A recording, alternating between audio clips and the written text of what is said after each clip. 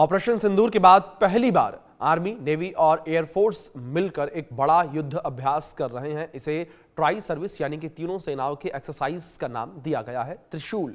इसको Indian navy lead कर रही है और बड़े स्केल पर यह युद्ध अभ्यास किया जा रहा है।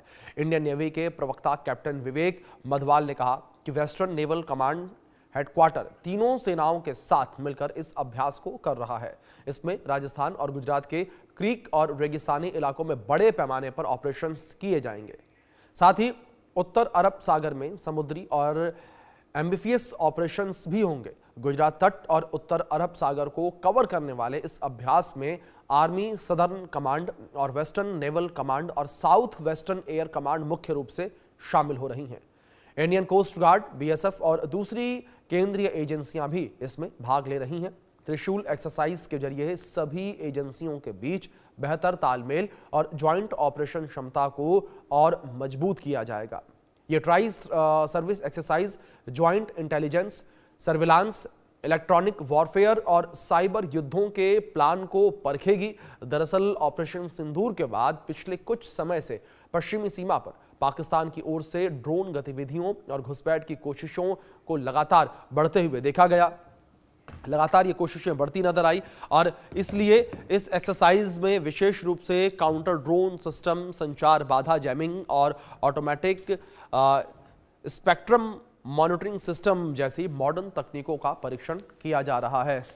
भारत की तीनों सेनाओं के बड़े स्तर के सैन्य अभ्यास ऑपरेशन त्रिशूल से पाकिस्तान की टेंशन बढ़ गई है। पाकिस्तान चिंतित नजर आ रहा है क्योंकि भारत जो है वो अब तैयार खड़ा है। चलिए ग्राफिक्स के माध्यम से भी कुछ जानकारियां आप तक हम पहुंचाएंगे, किस तरीके से बॉर्डर पर इस वक्त त्रिशूल पराक्रम जो है वो देखने को मिलेगा। ये अपडेट आप तक पहुंचाते हैं। आर्मी, नेवी, एयरफोर्स का ये संयुक्त ऑपरेशन देखने को मिलेगा, युद्ध अभ्यास देखने को मिलेगा। पूरे वेस्टर्न फ्रंट पर यह युद्ध अभ्यास होगा। बेहतर तालमेल और ज्वाइंट ऑपरेशन क्षमता मजबूत होगी। वॉरशिप, फाइटर जेट और पैदल सैनिक इसमें शामिल होंगे, यानी कि बड़े स्तर पर यह युद्ध अभ्यास किया जाएगा। और डॉक आईएनएस जो इसमें शामिल होंगे। युद्ध अभ्यास में 20 से 25 वॉरशिप हिस्सा ले रहे हैं, ये एक इंफॉर्मेशन है। फाइटर जेट, राफेल, सुखोई सहित करीब 40 फाइटर जेट इसमें शामिल होंगे। स्वदेशी हथियारों और प्लेटफॉर्म का भी इस्तेमाल यहां पर किया जाएगा, यानी कि भारत की आत्मनिर्भरता को दिखाया जाएगा। नए स्वदेशी हथियारों और हाईटेक सिस्टमों का परीक्षण किया जाएगा।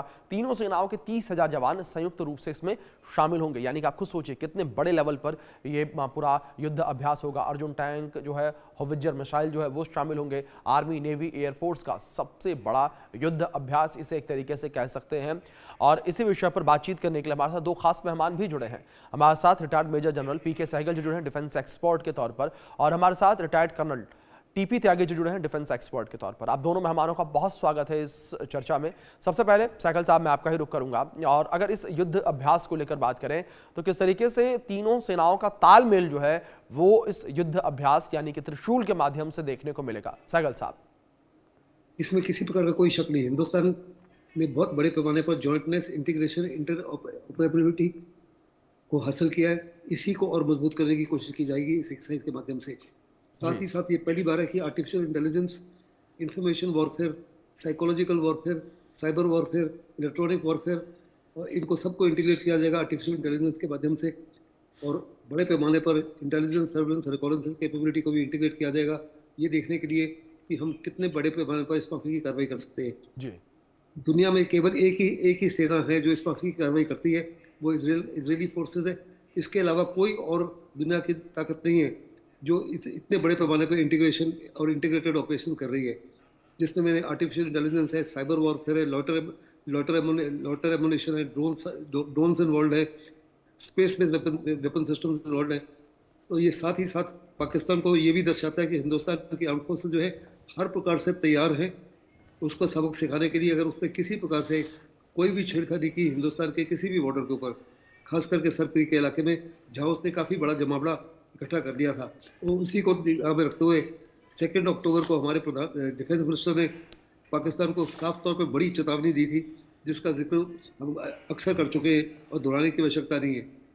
साथ ही साथ दूसरी एजेंसीज जो आमतौर पे ज्वाइन नहीं करती, जैसे सिविल गवर्नमेंट की ऐसे जो SHOs हैं, कोस्ट गार्ड है, BSF है, और नेवी के कमांडोज हैं, एयरफोर्स के कमांडोज हैं, आर्मी के कमांडोज हैं, पैरा कमांडोज हैं, स्पेशल फोर्सेस के कमांडोज हैं।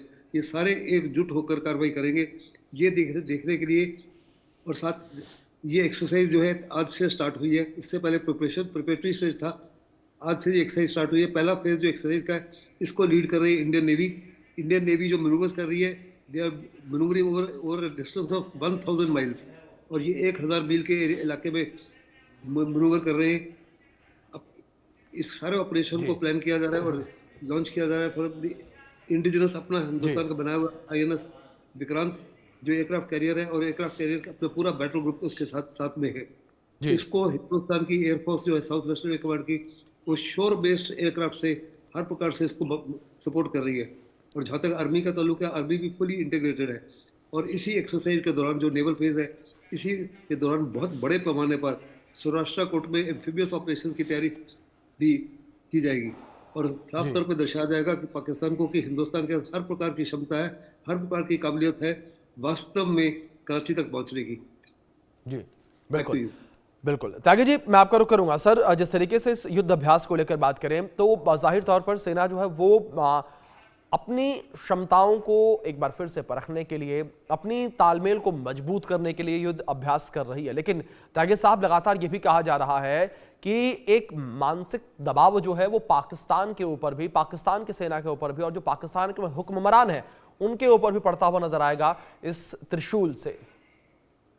यकीनन ये पूरी एक्सरसाइज में, त्रिशूल ऑपरेशन में क्या हो रहा है वो तो बहुत खूबसूरती से हमारे रेस्पेक्टेड जनरल सहगल ने बता दिया। बिल्कुल। अब ये एक्सरसाइज क्यों हो रही है, मैं इसके बारे में कुछ बताना चाहता हूँ। बिल्कुल सर। पहली बात तो ये कि ये एक्सरसाइज आइसोलेशन में नहीं है। ऑपरेशन सिंदूर के बाद ये एक्सरसाइज एक श्रृंखला का एक बड़ी कड़ी है। इससे पहले सर क्रीक के ऊपर बताया गया कि हमारे डिफेंस मिनिस्टर ने कहा था कि तुम उधर बिल्डअप कर रहे हो दूसरी तरफ, और तुमने अगर कोशिश की तो हम तुम्हारा भूगोल और इतिहास बदलेंगे।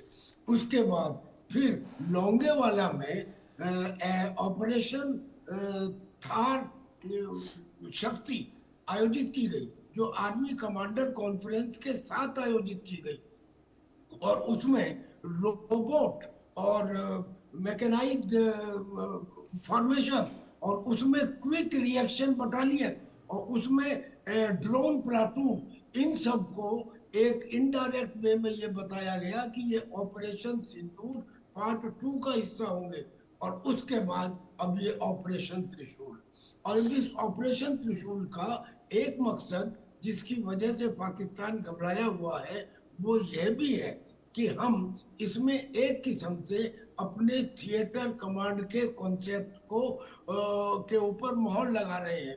देखिए, याद कीजिए 2015 में जब चाइना में शी जिनपिंग आए थे तो उन्होंने सबसे पहला काम क्या किया था, अपनी आर्मी, नेवी, एयरफोर्स को में थिएटर कमांड बनाना, और जिसकी वजह से उनकी आज सेना के अंदर क्या पोजीशन है दुनिया जानती है।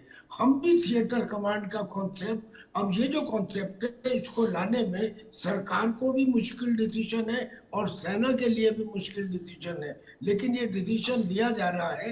इसमें एक दूसरे की ईगो को कम किया जाता है, लेकिन कुल मिला के देश के लिए ये बेहतर होती है। यानी कि थिएटर कमांड को एस्टेब्लिश करने का ये एक स्टार्ट पॉइंट होगा जहां से हम क्वांटम जंप ले पाएंगे।